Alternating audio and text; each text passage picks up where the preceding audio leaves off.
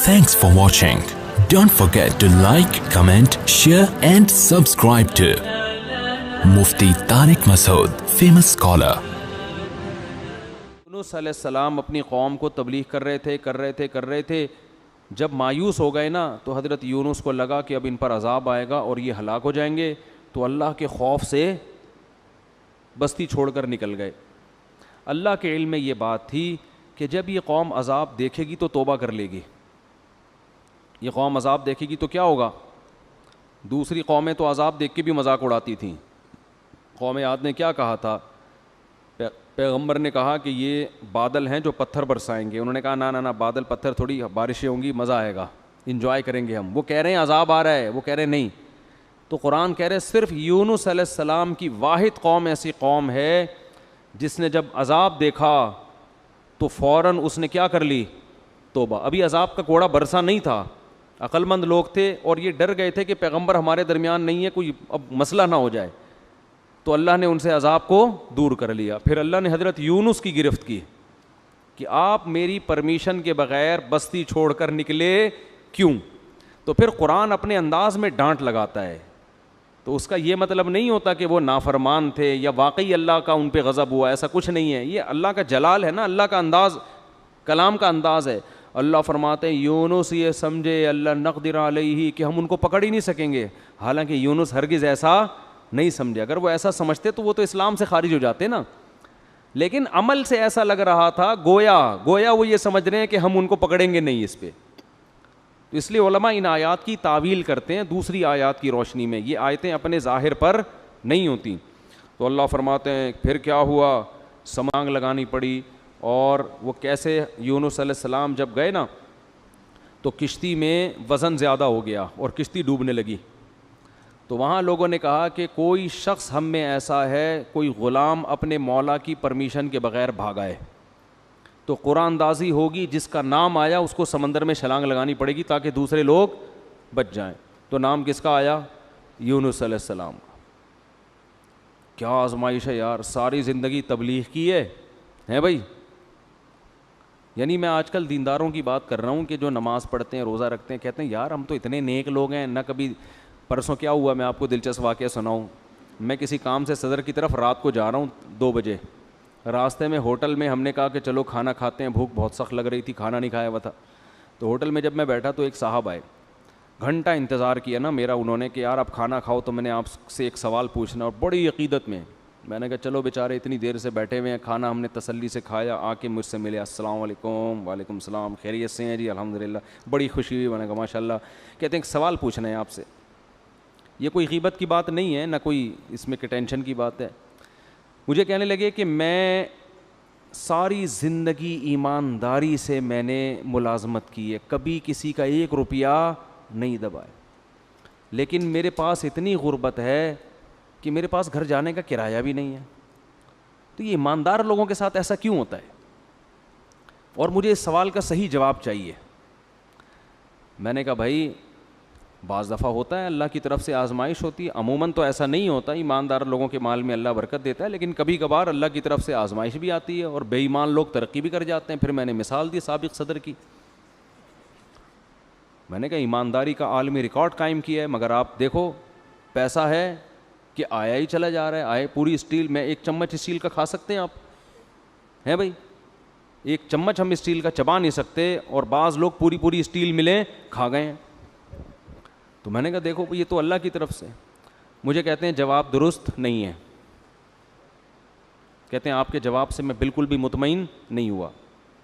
پھر میں نے یہ بات ان کو سمجھائی. کہہ رہے ہیں آپ کے جواب سے میں بالکل مطمئن نہیں ہوا, السلام علیکم, آپ جا سکتے ہیں. میں نے کہا بھائی میرے پاس تو یہی جواب تھا, وعلیکم السلام, اپنا خیال رکھیے گا. خیر انہوں نے مجھ سے معذرت بھی کی کہ اگر آپ کو تکلیف ہوئی تو معذرت چاہتا ہوں. تو یہ ہمارے ہاں بہت سے دینداروں میں ہے کہ ہم نماز بھی پڑھ رہے ہیں, ہم تو ایمانداری سے نہ کسی کا دل دکھاتے ہیں, نہ یوں کرتے ہیں نہ یوں کرتے ہیں, پھر بھی آزمائشیں آ رہی ہیں. تو بھائی یونس علیہ السلام کو دیکھو, ساری زندگی تبلیغ کی ہے اور نکلے بھی اللہ کے خوف سے. یعنی اس لیے نہیں کہ تبلیغ چھوڑ کے معاذ اللہ بھاگ رہے ہوں. بھائی اللہ کا عذاب نہ آ جائے, تو اللہ کا عذاب تو ایسی چیز ہے کہ اس سے تو بھاگنا ہی چاہیے. لیکن نتیجہ کیا نکل رہا ہے؟ نام کس کا آ رہا ہے قرآن اندازی میں؟ حضرت یونس کو تو سوچنا چاہیے تھا کہ اللہ جب میں تیری ساری زندگی میں نے تبلیغ کی ہے اور اب عذاب آ رہا ہے تو میں بھاگ رہا ہوں, تو کنوینس کا انتظام کس کے ذمے ہے بھائی؟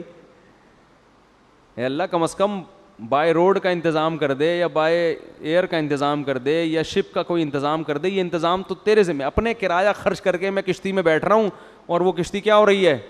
ڈاماڈول ہو رہی ہے. تو اس وقت ان کو خیال آیا ہوگا کہ کشتی میں ڈوبنے کا خطرہ ہے, کوئی بات نہیں, دوسرا کوئی بندہ یہاں سے اترے گا, ہم تو بچیں گے کیونکہ ہم تو اللہ کے پیغمبر اور بہت نیک. عجیب بات, کسی کا نام نہیں آ رہا. نام بھی کس کا آیا ہے؟ یونس. تو اب جب نام آیا تو بھی اللہ سے شکایت نہیں کہ یہ کیا ہو رہا ہے میرے ساتھ. کنوینس کا اللہ نے کوئی انتظام بھی نہیں کیا پراپر ہے بھائی, اور ایسی کشتی میں بٹھوا دیا جو اب کیا کر رہی ہے؟ ڈوب رہی ہے. اور اللہ نے تو مجھ سے بڑے بڑے وعدے کیے تھے, اور اب اتنے درجنوں لوگوں میں نام کس کا آ رہا ہے؟ میرا. کچھ بھی نہیں ہے. چلو سمندر میں چھلانگ لگائیں گے, کوئی پھٹا وٹا مل جاتا ہے, کہیں تیر کے آدمی چلا جاتا ہے, کچھ نہ کچھ دیر تو زندہ رہتا ہے نا. ادھر سمندر میں چھلانگ لگائی اور مچھلی منہ کھول کے کھڑی ہوئی ہے, لے بھائی مچھلی کے پیٹ میں. لیکن ایک حرف شکایت کا نہیں آ رہا. قرآن ہمیں یہ سب کیوں بتاتا ہے؟ اللہ سے اچھا گمان رکھو, ہر غلطی اپنے کھاتے میں ڈالو. ہر غلطی نہیں بھی ہو تو بولو میں غلط ہوں. ہر غلطی کس کے کھاتے میں؟ بھائی میں ہی غلط ہوں. مجھے یاد ایک دفعہ ہم جب چھوٹے بچے تھے نا, اس وقت تبلیغ والوں میں بڑا جوش ہوتا تھا, اب بھی ہے لیکن وہ والا جوش رہا نہیں ہے. وہ بڑا جوش ہوتا تھا بھائی. وہ جب 3 دن کی جماعت آتی تھی نا, پورے محلے کو ہلا کے جاتی تھی. وہ ہر ایک کو لے کے, کوئی گٹر کے ڈھکن پہ بیٹھے ہوئے اس کو سمجھا رہے ہیں, ادھر لے آ کے چائے پلا رہے ہیں. بڑا اب بھی ہے لیکن ظاہر ہے جو چیز شروع میں ہوتی ہے اس میں جوش زیادہ ہوتا ہے. تو وہ بہت محنت تھی. تو کیا کہہ رہا تھا میں؟ نہیں مچھلی کی بات. ہاں, تو مجھے یاد ہے ان میں ایک ساتھی تھے, انہوں نے جماعت میں بہت وقت لگایا ہوا تھا, سال لگے ہوئے تھے ان کے, اندرون ملک بیرون ملک, بڑے محنتی اور بڑے متحرک. تو ایک دن وہ بس میں میرے ساتھ بیٹھ گئے, ہم سفر کرنے لگے. تو میں نے ان سے بات کی, میں نے کہا اللہ نے آپ سے بڑا کام لیا ہے, بہت کام لیا ہے, بہت لوگوں کو اللہ نے آپ کے ذریعے ہدایت دی. تو مجھے کہتے ہیں بھائی میں تو کام بگاڑنے والے لوگوں میں سے ہوں. تبلیغ میں کچھ لوگ ایسے لگے ہوئے ہیں جو کام کیا کر رہے ہیں؟ بگاڑ رہے ہیں. تو میں بھی انہی نالائقوں میں سے ہوں. مجھے ان کا یہ اسٹائل بڑا پسند آیا. میں نے کہا اتنا کام کر رہا ہے یہ بندہ, لیکن اگر ذرا سی کسی نے تعریف کر دی تو کیا کہہ رہے بھائی تبلیغ میں کچھ لوگ ایسے ہیں جو بیڑا غرق کر رہے ہیں تبلیغ کا. انہی بیڑا غرق کرنے والوں میں سے ایک میں بھی ہوں. اب کوئی بیوقوف ہوتا تو کہتے پھر نکل جاؤ تبلیغ سے, ٹھیک ہے نا. تو یہ تواضع ہے کہ بھئی ہم کیا کر رہے ہیں, ہم تو کام بگاڑنے والوں میں سے ہیں. تو اللہ کو یہی پسند ہے, دعوے اور بڑی بڑی باتیں نہیں کرنی چاہیے. تو یونس علیہ السلام کو جب مچھلی کے پیٹ میں گئے ہیں تو قرآن کہہ رہا ہے احساس ہو گیا یونس کو کہ غلطی کس کی ہے بھائی میری. کچھ غلطی ہوئی ہے, ورنہ اللہ غلط نہیں کر سکتا کسی کے ساتھ. فنادا فی الظلمات, قرآن کہہ رہا ہے اندھیروں میں پکارا. ایک تو مچھلی کے پیٹ کا اندھیرا, ایک سمندر کی تہہ کا اندھیرا, اور ایک رات کا اندھیرا. یہ رات کو واقعہ ہوا ہے, کتنا خوف ہوگا. ابھی آپ کو سمجھ میں نہیں آ رہا, کبھی سمندر میں رات کو سفر کریں, پھر آپ کے اچھوں کو بھی سمجھ میں آئے گا کیا حالت ہوتی. فی الظلمات اللہ الہ الا انت, کہ اللہ تیرے سوا کوئی عبادت کے لائق نہیں ہے. سبحانک, تو ہر عیب سے پاک ہے, تو ظلم نہیں کرتا. انی کنت من الظالمین, میں ہی ظالم ہوں. غلطی کس کی ہے؟ میری. قرآن کہہ رہے ہم نے مچھلی کو حکم دیا اگل دے بھائی کنارے پہ لے جا کے اس کو, بس یہی دکھانا تھا ہم نے. اور پھر اللہ نے کیا کیا, جب مچھلی نے کنارے پہ اگلائے تو سمندر کے کنارے پہ تو کچھ بھی نہیں ہوتا, وہاں اللہ نے اپنی قدرت سے فوراً درخت پیدا کر دیا, چھاؤں پیدا کر دی, اور پھر ان کو حکم دیا واپس جاؤ اپنی قوم کے پاس. ہم نے اس قوم سے عذاب کو ختم کر دیا ہے. تو یونس علیہ السلام کے ساتھ جو یہ معاملہ تھا, اس کو قرآن تو اس انداز سے بیان کر رہا ہے, لیکن جو اللہ کے کلام کے مزاج سے واقف ہے نا, ان کو پتہ ہے یہ اللہ کا انداز ہے بات کرنے کا. حقیقت میں یہ سزا نہیں تھی, بلکہ ان کے درجے کو اور زیادہ بلند کرنا, رہتی دنیا تک لوگوں کو بتانا کہ اللہ کے اپنے محبوب بندوں کے ساتھ معاملات کیا ہوتے ہیں. تو دیکھو ایک بات خوب یاد رکھو, ہم نے شریعت پہ چلنا ہے اور موت تک چلتے رہنا ہے. جو بھی ہو جائے, جیسا غلط ہو اچھا ہو, یہ ہمارا ہیڈک نہیں ہے, یہ مسئلہ اللہ کا ہے. سمجھتے ہو؟ اور آپ نے اپنے لحاظ سے شریعت کے حکم پر عمل کیا, بعد میں پتہ چلا حکم ایسے نہیں بلکہ ویسے ہے, ٹینشن لینے کی ضرورت نہیں ہے. بھائی ہم تو اسی کے مکلف ہیں. جیسے یونس علیہ السلام اس وقت یہ سمجھ رہے تھے کہ مجھے یہاں سے بھاگ جانا چاہیے, بھئی عذاب آئے گا تو میں بھی پس جاؤں گا, تو اپنے لحاظ سے بالکل ٹھیک کیا. اللہ نے سزا دی اور سمجھایا کہ بھاگنا نہیں چاہیے تھا. انہوں نے کہا اللہ میں توبہ کرتا ہوں. اب یہ نہیں کہ اسی غم کو لے کے بیٹھے رہے میں بھاگا کیوں تھا, کاش میں نہ جاتا, کاش میں یہ نہ ہوتا. نہ, یہ کاش واش کے لفظ نہیں. علماء کہتے ہیں اگر آپ سے غلطی بھی ہو جائے, جب توبہ کر لی نا, اس غلطی کو ہمیشہ سے اپنی ڈکشنری سے نکال دو. پھر یہ پاگلوں کی طرح سوچنا کاش یہ نہ کرتا, ہائے ہائے یہ نہ کرتا, یہ پاگل اور وہمی ہونے کی علامت.